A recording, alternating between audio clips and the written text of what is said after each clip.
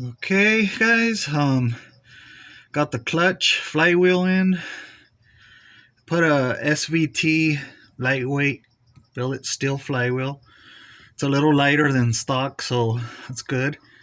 It's not as light as aluminum, which is good. Because it's not a racing vehicle, but um, I put a new flywheel and the McLeod Street Pro clutch, which is good up to 400 horsepower.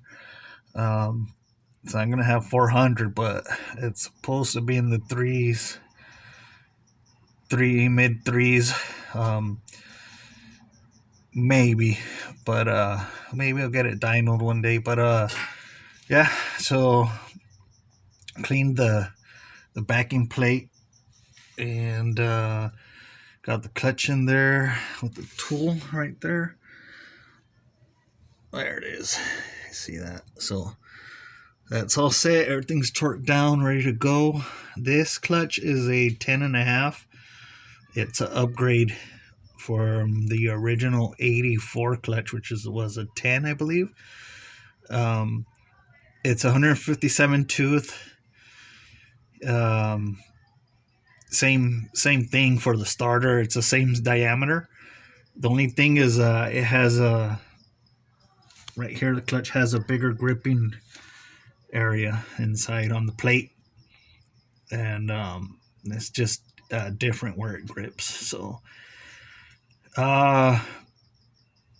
flywheel has a 50-ounce weight to it for this engine external balance. I put that on and the screws were a little too long, so they were sticking out of the flywheel on the side where the clutch plate actually touches.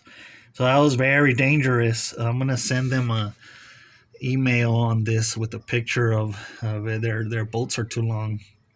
I cut the two bolts, Loctited them, and torqued them down.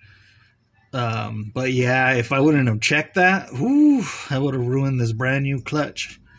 So it's just really stupid that they sent long bolts like that. They should check their shit. Anyways, yeah, we're getting there.